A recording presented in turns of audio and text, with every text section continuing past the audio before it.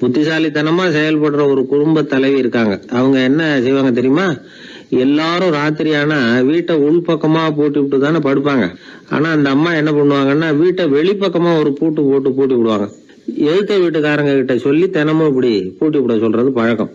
ஏங்க அப்படி செய்யறீங்க? திருடன் சுலபமா உள்ளே வந்துடக்கூடாதுங்கிறதுக்காகவா அப்படின்னு கேட்டாங்க. இல்லைங்க, சுலபமா வெளியில போயிடக்கூடாதுங்கிறதுக்காக அப்படின்னாங்க. என்னங்க சொல்றீங்க அப்படின்னு கேட்டாங்க.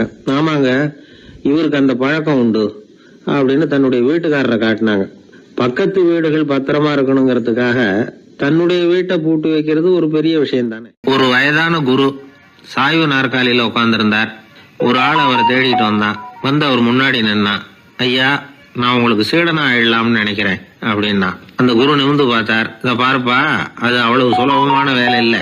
அப்படியா சொல்றீங்க அப்படின்னா. ஆமா, நீ ஒரு சீடனா ஆகணும்னா உன்னுடைய அகங்காரத்தை எல்லாம் விட்டுடணும், தியானத்துல முழுமையா ஈடுபடணும், இது மாதிரி இன்னும் பல காரியங்களை ஒழுங்கா செய்யணும், ஒரு ஈடுபாட்டோட செய்யணும். அது மட்டும் இல்ல, இதெல்லாம் தொடர்ந்து நீண்ட நாட்களுக்கு செய்ய வேண்டியிருக்கும். அப்படி உன்னால முடியுமா அப்படின்னார். வந்தவன் யோசிக்க ஆரம்பிச்சான். சீடனாகிறதுலேயே இவ்வளவு சிரமம் இருக்குங்கிறது அவனுக்கு தெரியாது. யோசிச்சுக்கிட்டே அந்த குருவை பார்த்தான். அவர் சாய்வு நாற்காலியில இருந்த நிலைமைய பார்த்தான். சரிங்க சுவாமி, சீடனாகிறது இவ்வளவு கஷ்டம்னா அது வேணாம், அதுக்கு பதிலா உங்களை மாதிரி ஒரு குருவாயிடுறேனே அப்படின்னா. குரு சிரிச்சார். நீ சொல்றது சரிதான், குருவாகிறது சுலபமான வேலைதான் அப்படின்னார். இதை கேட்டதும் அந்த ஆளுக்கு ஏகப்பட்ட சந்தோஷம். கஷ்டப்படாம குருவாயிடலாம் போல இருக்குதே அப்படின்னு கணக்கு போட்டான். பிறகு அந்த குரு சொன்னார், நீ குருவாயிட்டா பல சீடர்களுக்கு தலைவனா ஆகணும், அவங்கள வழி நடத்தி செல்லணும். அது கஷ்டமாச்சே. ஏன்னா பல பேர் கோவப்படுறவங்களா இருப்பாங்க, சில சமயம் சண்டை கூட போட்டுக்குவாங்க, சொல்றத கேட்க மாட்டாங்க, பணிவு இருக்காது. இப்படிப்பட்டவங்களை எல்லாம் சமாளிக்கிறதுங்கிறது ரொம்ப ஆபத்தான விஷயமாச்சேன்னார். என்ன சுவாமி, இப்ப கொஞ்ச நேரத்துக்கு முன்னாடி தானே சொன்னீங்க குருவாகிறது சுலபம்னு அப்படின்னா. ஆமா, அது சரிதான். இப்ப என்னையே பாரு, நான் எவ்வளவு ஓய்வா இருக்கிறேன். ஆனா ஒண்ணு, ஒருத்தன் பல சீடர்களை வந்து வழி நடத்தி செல்லணும், அல்லது ஒரு சீடன் ஆயிடணும். இப்படி ரெண்டுல ஒண்ணு ஆனாதான் நல்லது அப்படின்னாரு அவரு. அவன் இப்ப ரொம்ப குழம்பி போயிட்டான். ஏன்னா மாத்தி மாத்தி ஒவ்வொரு விதமா சொல்றாருன்னு. சுவாமி, நீங்க சொல்றத பார்த்தா ரெண்டுமே கஷ்டமான காரியமா தான் தோணுது. என்ன முடிவு எடுக்கிறதுன்னு எனக்கு புரியல. அதனால உங்களுடைய அபிப்பிராயம் என்ன, அதை சொல்லுங்க அப்படின்னு கேட்டான். இப்ப அந்த குரு சொன்னார், நீ பல சீடர்களின் தொல்லைகளுக்கு ஆளாகிறத விட நீயே முதல்ல சீடனாகி தொல்லைப்படுறதுதான் சரியா இருக்கும். ஏன்னா அப்ப நீ உன்னுடைய பிரச்சனையை மட்டும்தான் கவனிக்க வேண்டியிருக்கும். குரு ஆயிட்டீன்னா பல பேருடைய பிரச்சனையில தலையிட வேண்டியிருக்கும் அப்படின்னார். ஒரு உண்மையான குருவுக்கும் சீடனுக்கும் உள்ள உறவுங்கிறது ரொம்ப பயன் கருதாத ஒரு அன்பு கலப்பு. ரெண்டு இயற்கையான முழுமை நெருங்கி வந்து ஒன்றோட ஒன்று கலக்கிறது. நீங்க கேள்வி கேட்டா எப்படி அது முழுமை இருக்க முடியும்? அதுல முழுமைங்கிறது ஒரு அமைதியான நிலை. இந்த காலத்து குரு சீடர்கள்லாம் வேற மாதிரி. ஒரு குரு தன் சீடன் கிட்ட சொன்னார், இந்த பாருப்பா, நீ இந்த உலகத்துல எதுக்கும் பிரயோஜனப்பட மாட்ட, பன்றி மேய்க்கிறது கூட லாய்க்கில்லை அப்படின்னார். அப்படின்னா ஒண்ணு செய்யறேன் அப்படின்னா சீடன். என்ன பண்ணுவேன்னு கேட்டிருக்காரு குரு. உங்களை மாதிரியே ஒரு குருவாயிடுறனே அப்படின்னானா அந்த சீடன். பத்திரிகையில வர்ற செய்திகளை கூட நகைச்சுவையா சொல்றது உண்டு. அதாவது அதை நேரடியா சொன்னா வானொலியில அனுமதிக்க மாட்டாங்க சில விஷயங்களை. அது சின்னாருக்கு கௌரவ குறைச்சல், அதை வேடிக்கை கலந்து நகைச்சுவோடு சொல்லும் பொழுது அதை அனுமதிச்சிருவாங்க. அப்ப அந்த விசாரணை கமிஷன் அது இது நிறைய நடந்துகிட்டு இருந்தது. டெல்லியில இருந்து அமலாக்க பிரிவு அதிகாரிகள்லாம் வராங்க போறாங்கன்னு பத்திரிகையில அமர்க்கலப்பட்ட இடம். அந்த நேரம் வந்து நான் ஒரு ரேடியோவில் ஒரு செய்தியை தயார் பண்றோம். அப்ப என்ன பண்ணேன்னா, இது மாதிரி அந்த பத்திரிகை செய்தியை வச்சுக்கிட்டே ஒரு செய்தி சொன்னோம், இன்னொரு தகவல் சொல்லி. என்னன்னா, ஒருத்தன் வந்து தமிழ்நாட்டுல ஒரு ஆள், அவன் திடீர்னு வந்து கோடீஸ்வரன் ஆயிட்டான். நேற்று வரைக்கும் சாதாரணமா இருந்தா இன்னைக்கு கோடீஸ்வரன் ஆயிட்டான். டெல்லியில இருந்து 2 அதிகாரிகள் வராங்க, எப்படி அவன் பணம் சேர்த்தான்னு கண்டுபிடிக்கிறதுக்கு. அவனை கூப்பிட்டு 2 அதிகாரிகளும் எப்படிடா பணம் சேர்த்த? நான் ஒன்னும் தப்பான வழியில பணம் சேர்க்கல சார், நான் வந்து பந்தயம் கட்டியே பணக்காரன் ஆயிட்டேன். பந்தயம் கட்டி எப்படிடா பணக்காரன் ஆக முடியும் அப்படின்னா, நீங்க நம்புங்க சார், நான் பந்தயம் கட்டி தான் பணக்காரன், தப்பான வழியில சேரல சார்.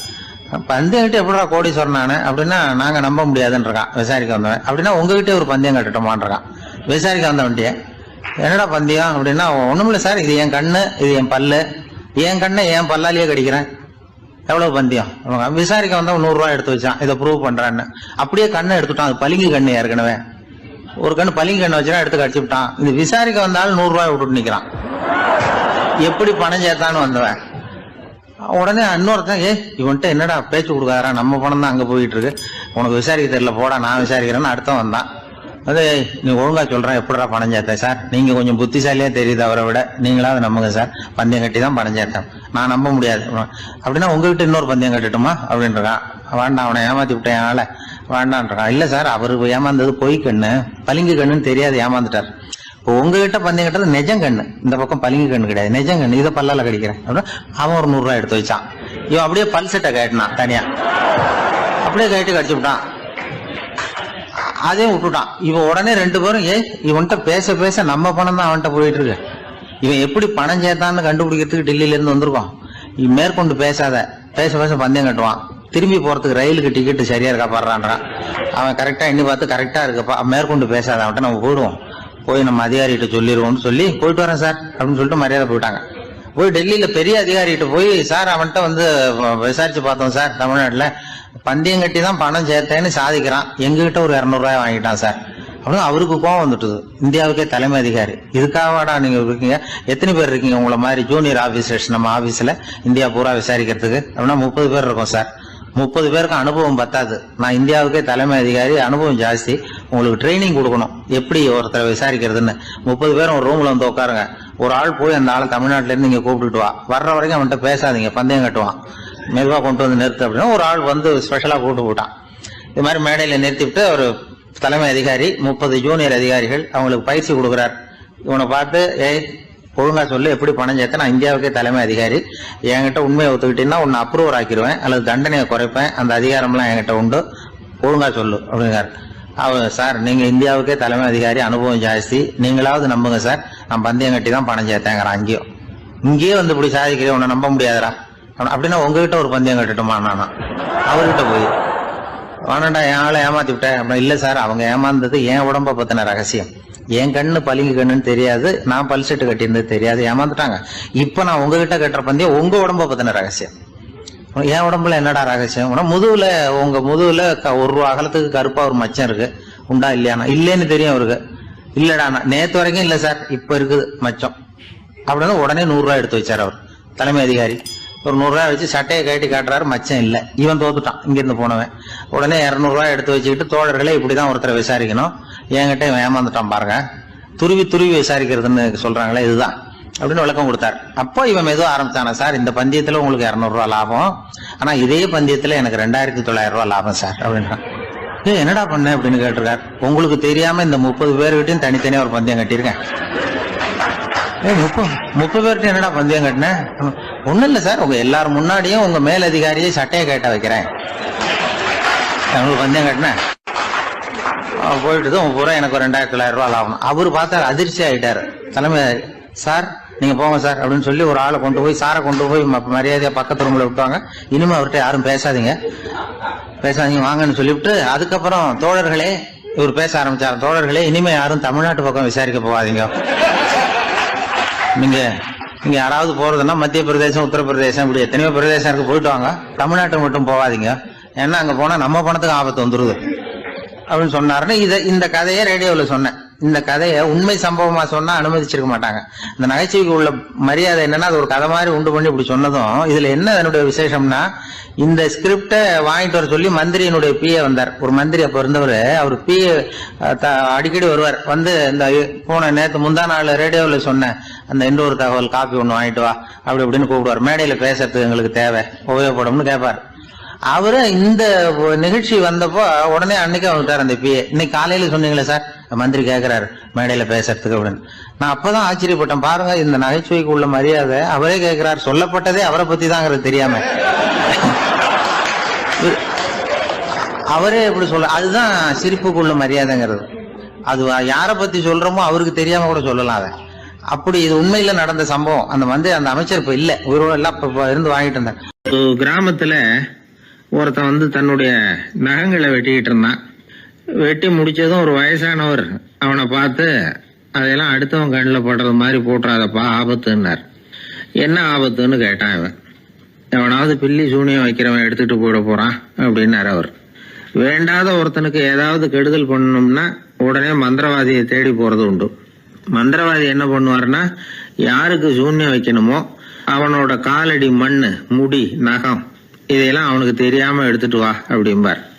இது மட்டும் இல்ல, அழுக்கு துணி, வேறு மனித உருவம் மாதிரி செய்யப்பட்ட பொம்மை இதையெல்லாம் கூட மந்திரவாதிகள் பயன்படுத்துறது உண்டு. இதெல்லாம் ஏமாத்து வேலை. மனிதனுடைய முடி, நகம் இதெல்லாம் வெட்ட வெட்ட வளருது இல்லையா, அதனால அதுக்குள்ள உயிர் இருக்கிறதாக ஆதி மனிதர்கள் நம்பி இருப்பாங்க. அதனால மனுஷங்கிட்ட இருந்து அதெல்லாம் பிரிக்கப்பட்ட பிறகும் கூட அதுகளுக்கும் அந்த மனுஷனுக்கும் தொடர்பு இருக்கிறதாக அவங்க நம்பினாங்க. அந்த நம்பிக்கை தொடர்ந்து வந்து அதோட விளைவாதான் இன்னைக்கு மந்திரவாதிகள் நகத்தையும் முடியையும் எடுக்கிறாங்க. அந்த நகத்துக்கும் முடிக்கும் ஒரு பாதிப்பு உண்டாக்குனா அது சம்பந்தப்பட்டவனுக்கு போய் சேரும் அப்படிங்கிறது அவங்க நினைப்பு. அவ்வளவுதான் விஷயம். இது மாதிரி நம்பிக்கைகள் தான் இன்னைக்கு நகம், முடி இதையெல்லாம் மற்றவங்க கண்ணில் படும்படி போடக்கூடாது அப்படிங்கிற வழக்கத்தை உண்டாக்கி விட்டுது. ஒருத்தர் பேரு என்னன்னு கேட்டு தெரிஞ்சுட்டு போய் அந்த பேரை வச்சு அவனோட ராசி பலனை கணிச்சு அவனுக்கு ஏற்பட இருக்கிற கெட்ட நேரத்துல அவனுக்கு சூன்யம் வச்சா அது உடனே பலிக்கும் அப்படின்னு ஒரு நம்பிக்கை. அது மட்டும் இல்ல, சூன்ய தகட்டுல பேரை எழுதி புதைக்கிறதும் உண்டு. இதனாலதான் பெண்கள் கணவன் பேரை சொல்லாத பழக்கம் ஏற்பட்டுதான். அதாவது பேரை கேட்டுக்கிட்டு போய் ஏதாவது கெடுதல் பண்ணிவிட்டா என்ன பண்றது அப்படிங்கிற பயம். அப்படி ஆரம்பிச்ச பழக்கம்தான் இன்னைக்கு ஏதோ மரியாதைக்காக கணவன் பேரை பிறர் முன்னிலையில சொல்றது இல்லை அப்படிங்கிறது மாதிரி ஆயிட்டுது. மந்திரவாதிகள் நம்ம ஊர்ல மட்டும்தான் இருக்கிறாங்கன்னு நினைக்காதீங்க, உலகம் பூரா உண்டு. பிசி தீவில் வாழக்கூடிய மக்கள் என்ன செய்வாங்களாம் தெரியுமா? இது மாதிரி மாந்திரீகம், செய்வன, பில்லி, சூனியம் இதெல்லாம் தங்களை பாதிக்காம இருக்கிறதுக்காக வீட்டை சுத்தி அகழி வெட்டி அதுல தண்ணீரை நிரப்பி வச்சிருவாங்களாம். ஆஸ்திரேலியாவில் இருக்கக்கூடிய பழங்குடி மக்கள் கிட்ட ஒரு பழக்கம், ஏதாவது பழங்கள் சாப்பிட்டா அதோட விதைய தண்ணீர்லயோ அல்லது ஆத்துலயோ போட்டுருவாங்களாம். வெளியில போட்டுட்டா அதை எடுத்து செய்வினைக்கு பயன்படுத்திடுவாங்க அப்படிங்கிற பயம். இது மாதிரி உலகம் பூராவும் செய்வினையின் மூலம் அடுத்தவங்களுக்கு பாதிப்பை உண்டு பண்ண முடியும் அப்படிங்கிற நம்பிக்கை இருக்கத்தான் செய்யுது. பொதுவா எல்லா ஊர்லயுமே நகம், முடி, காலடி மண்ணு, மனித உருவ பொம்மை இததான் மந்திரவாதிகள் பயன்படுத்துறாங்களாம். இந்த பில்லி, சூனியம், செய்வினை இதுல இருக்கிற உண்மை என்ன தெரியுமா? நகமோ முடியோ எதையும் செய்யறது இல்ல, சம்பந்தப்பட்டவனுக்கு ஏற்படுற பயம் இருக்கு பாருங்க, அதுதான் பாதிக்கும். இது மனநிலையை பொறுத்த விஷயம், வேற விஞ்ஞான ரீதியான பாதிப்பு இதுல எதுவும் கிடையாது. நம்ம ஊர்ல ஏற்பட்ட பகுத்தறிவு சிந்தனைகள், மூட நம்பிக்கைகளை எவ்வளவோ குறைச்சிருக்குது. இருந்தாலும் ஏமாந்து போறவங்க இன்னும் இருந்துகிட்டு தான் இருக்கிறாங்க. இந்த காலத்துல சின்ன குழந்தைகளை கூட ஏமாத்துறது கஷ்டம். ஒரு குழந்தை கேட்டுதான், ஏன்பா பிரார்த்தனை பண்ணுனா நமக்கு எல்லாம் கிடைக்குமா அப்படின்னு தான். ஓ கிடைக்குமே அப்படின்னாராம் அப்பா. நீ வச்சிருக்கிறிய பேனா அது கூட கிடைக்குமா அப்படின்னு கேட்டுதான் குழந்தை. ஓ கிடைக்கும் அப்படின்னாராம். அப்படின்னா நீ வச்சிருக்கிற பேனாவை என்கிட்ட கொடுத்துரு, அதுக்கப்புறம் நீ பிரார்த்தனை பண்ணி வேற ஒரு பேனாவை வாங்கிக்கோ அப்படின்னு தான் அந்த சின்ன குழந்தை. ஒரு ராஜா இருந்தார். அவர் ஒரு பெரிய கோயில் கட்டினார். பல ஊர்கள்ல இருந்து சிற்பிகள்லாம் கொண்டுகிட்டு வந்தார். அழகழகா சிற்பங்களை செய்ய சொன்னார். ஊர்ல உள்ள ஜனங்களும் கோயில் கட்டுறதுக்கு அவங்களால முடிஞ்ச உதவியை செஞ்சாங்க. ராத்திரி பகலா வேலை நடக்குது. கோயில் கொஞ்சம் கொஞ்சமா வசந்துகிட்டே வந்துட்டுது. அந்த ஊர்ல ஒரு வயசான அம்மா இருந்தாங்க, ரொம்ப ஏழை. அவங்களுக்கு மனசுக்குள்ள ஒரு உறுத்தல், இந்த ஊர்ல எல்லாரும் இந்த கோவில் கட்டுறதுக்கு அவங்களால முடிஞ்ச உதவியை பண்ணிட்டு இருக்கிறாங்க, நம்மளால ஒன்றும் பண்ண முடியலையே அப்படின்னு நினைச்சு கவலைப்பட்டாங்க. அவங்களுக்கு மனசு கேட்கல, ஏதாவது செய்யணும் நம்மளால முடிஞ்சது அப்படின்னு யோசனை பண்ணாங்க. நல்ல வெயில் நேரத்துல சிற்பிகள்லாம் ரொம்ப சிரமப்பட்டு சிலை வடிச்சுக்கிட்டு இருக்கிறாங்கல்ல, அவங்களுக்கு அந்த நேரம் தாகம் எடுக்குமே, அதனால சிரமப்பட்டு ஒரு குடத்துல தண்ணியை எடுத்துக்கிட்டு அதை இடுப்புல வச்சுக்கிட்டு மெதுவா கொண்டுகிட்டு அங்க போறது அப்படின்னு முடிவு பண்ணிட்டு அந்த அம்மா போச்சு. அங்க போய் வேலை செய்யறவங்களுக்கு தாகம் எடுக்கிற போலாம் ஒரு கோவலையில தண்ணியை எடுத்து கொடுத்துக்கிட்டு இருக்கிறது. இப்படியே பண்ண ஆரம்பிச்சுட்டு அந்த அம்மா. ஏதோ அந்த அம்மாவால முடிஞ்ச ஒரு சின்ன உதவி அது. இப்படி கொஞ்சம் கொஞ்சமா வேலை நடந்தது. கோபுரம் வசந்தது, எல்லா வேலையும் முடிஞ்சது. இனிமே கடைசியா கற்ப கிரகத்தின் மேல விமானம் அமைக்க வேண்டியதுதான் பாக்கி. அந்த வேலையும் ஆரம்பமாச்சு. அந்த சிற்பிகள்லயே அனுபவசாலியான ஒருத்தர் இந்த அம்மாவை தேடிட்டு வந்தார். பாட்டி, உங்ககிட்ட இருக்கிற ஏதாவது ஒரு பொருளை கொடுங்க, அந்த விமானத்துல வைக்கலாம் அப்படின்னு நாங்க நினைக்கிறோம் அப்படின்னார். இந்த அம்மாவுக்கு ஒன்றும் புரியல. ஏதாவது இருந்தாவில கொடுக்கலாம், எதுவும் இல்லையே, என்ன பண்றது யோசனை பண்ணாங்க. இத பாருப்பா, என்கிட்ட என்ன இருக்கு, இந்த வாசப்படியில கிடக்குது, இந்த கல்லு தான் இருக்குது, வேணும்னா இதை எடுத்துட்டு போங்க அப்படின்னாங்க. உடனே அந்த கல்லை பேத்து எடுத்துட்டு போயிட்டாங்க அவங்க. அங்க போய் பார்த்தா என்ன ஆச்சரியம், அந்த விமானத்து உச்சியில கலசங்களை அமைக்கிறதுக்கான பிரம்ம எந்திரத்தை மூடுற கருங்கல் ஒண்ணு தேவையா இருந்தது. இவங்க எடுத்துட்டு போன கல்லு அதுக்கு ரொம்ப பொருத்தமா அமைஞ்சு போச்சு. ஏதோ அதுக்காகவே அளவெடுத்து செஞ்சது மாதிரி அமைஞ்சுட்டுது. அந்த கல்லையே அங்க அப்படியே பதிச்சுட்டாங்க. ஒரு வழியா கோவிலை கட்டி முடிச்சாங்க. அடுத்தது கும்பாபிஷேகம். அதுவும் ரொம்ப சிறப்பா கோலாகலமா நடந்து முடிஞ்சது. இவ்வளவையும் பார்த்த அந்த ராஜாவுக்கு மனசுக்குள்ள ரொம்ப பெருமையா இருந்தது. இவ்வளவு பெருசா இந்த கோவில் உருவாகிறதுக்கும் இவ்வளவு சிறப்பா இந்த விழா நடக்கிறதுக்கும் நாம தானே காரணம் அப்படின்னு மனசுக்குள்ள நினைச்சுக்கிட்டார். இப்படி நினைச்சுக்கிட்டே அன்னைக்கு ராத்திரி அரண்மனையில படுத்து தூங்கினார். உடனே ஒரு கனவு. ஆண்டவனே அந்த ராஜாவோட கனவுல வந்தார். ராஜா ஆண்டவனை வணங்கினார். இறைவா, உங்களுக்காக நான் கட்டி இருக்கிற கோவில் எப்படி இருக்குது, நல்லா இருக்குதா அப்படின்னு கேட்டார் ராஜா. அதுக்கு இறைவன் சொன்ன பதில் என்ன தெரியுமா? நீ கட்டின கோவில்ல அந்த கிழவியோட நிழல்ல நான் சுகமா இருக்கிறேன் அப்படின்னாராம். இப்படி சொல்லிவிட்டு கடவுள் மறைஞ்சுட்டார். கனவு கலைஞ்சது. ராஜா விசாரிச்சார், யார் அந்த கிழவி அப்படின்னு. எல்லாரும் விவரத்தை சொன்னாங்க. அப்பதான் ராஜா நினைச்சு பார்த்தார், இந்த கோவிலை நானே கட்டினதாக ரொம்ப பெருமைப்பட்டுக்கிட்டேன். ஆனா அந்த வயசான அம்மா வீட்டு வாசல்ல கிடந்த கல்லு அது இறைவனுக்கு சுகமான நிழல் கொடுக்கறதாக சொல்றாரு அப்படிங்கறத எண்ணி பார்த்தார். நான்கிற எண்ணம் நழுவி போயிட்டுதான். கோபுரம் எவ்வளவு பெருசுங்கிறது முக்கியம் இல்ல, குணம் எவ்வளவு பெருசுங்கிறது தான் முக்கியம். அந்த வயசான அம்மா நம்ம நாட்டுல வாழறது தான் நமக்கு உண்மையான பெருமை அப்படின்னு நினைச்சாராம் ராஜா. இந்த காலத்திலயும் ஒரு ஊர்ல ஒரு கோவில் கட்டினாங்க. எல்லா ஜனங்களும் அவங்களால முடிஞ்சதை செஞ்சாங்க. நம்மால ஒருத்தன் அந்த திருப்பணி குழு தலைவரை போய் பார்த்தான். நான் ஏதாவது ஒத்துழைக்கணுமா ஐயா அப்படின்னு ரொம்ப பணிவா கேட்டான். திருப்பணி குழு தலைவர் சொன்னார், இத பாருப்பா, இந்த கோவில் கட்டி முடிக்கிற வரைக்கும் உன்னுடைய ஒத்துழைப்பு எதுவும் தேவையில்லை. கட்டி முடிச்சு கும்பாபிஷேகம் ஆனதுக்கு அப்புறம் தான் உன்னுடைய ஒத்துழைப்பு ரொம்ப அவசியம் அப்படின்னார். அதுக்கப்புறம் நான் என்ன செய்யணும் சொல்லுங்கன்னா, இவன் இந்த சாமி சிலையை நீ திருடிட்டு போகாம இருக்கணும், அவ்வளவுதான் அப்படின்னாராம் அவர். என்னுடைய நண்பர் ஒருத்தர், அவர் விரல்ல நகமே இருக்காது. என்ன காரணம்னு நினைக்கிறீங்க? எல்லாத்தையும் அவரே கடிச்சு துப்பிடுவார். அப்படி ஒரு பழக்கம். சின்ன குழந்தைகள் நகம் கடிக்குது, விரல் சூப்புது. இதுக்கு என்ன காரணம் தெரியுமா? குழந்தைகள் மனசுல ஏற்படக்கூடிய ஒருவித பாதுகாப்பின்மை, இன்செக்யூரிட்டி, அல்லது தான் சரியா கவனிக்கப்படல அப்படிங்கிற எண்ணத்தோட வெளிப்பாடு தான் அது அப்படிங்கிறாங்க டாக்டர்கள். சில இடங்கள்ல 2வது குழந்தை பிறந்த உடனே பெரியவர்கள் கவனம் முதல் குழந்தைகிட்ட இருந்து கொஞ்சம் விலகி 2வது குழந்தைகிட்ட போயிடும். அந்த சமயத்துல முதல் குழந்தைக்கு இந்த பழக்கம் ஏற்படுறதுக்கு வாய்ப்பு உண்டா. சில குடும்பங்கள்ல கணவன் மனைவி 2 பேருமே வேலைக்கு போறவங்களா இருப்பாங்க. குழந்தை ரொம்ப நேரத்துக்கு பெத்தவங்களை பிரிஞ்சு இருக்க வேண்டிய சூழ்நிலை இருக்கும். குழந்தை ஒரு பாதுகாப்பின்மையை உணர ஆரம்பிக்கும். இந்த பழக்கம் வந்துடும். அதனால ஒரு குழந்தைக்கு தான் ஒதுக்கப்படுறோம் அப்படிங்கிற நினைப்பு வராம பாத்துக்கணும். வளர்ந்த குழந்தைகளும் நகம் கடிக்கும். வயசானவங்க கிட்டையும் இந்த பழக்கம் இருக்கும். இது ஒரு மனச்சிதைவின் வெளிப்பாடு அப்படிங்கிறாங்க மனநல நிபுணர்கள். அம்மா அப்பா திட்டினாலும் சரி அல்லது ஆசிரியர் திட்டினாலும் சரி இந்த பழக்கம் வந்துடும். நாம தவறு பண்ணிட்டோம் அப்படிங்கிற நினைப்பு வர்ற சமயம் நகம் கடிக்க ஆரம்பிச்சிருவோம். ஏதோ ஒண்ணு அடையணும் அப்படின்னு நினைக்கிறோம், அதை அடைய முடியல.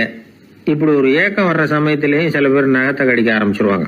ஒரு பெரிய அதிகாரி, தனியார் நிறுவனத்துல வேலை பார்க்கிறவரு, அவரு டென்ஷன் ஆயிட்டாருன்னா உடனே அறைக்கு அதை சாத்தி விடுவாங்களாம். அவரே சாத்திக்குவாராம்.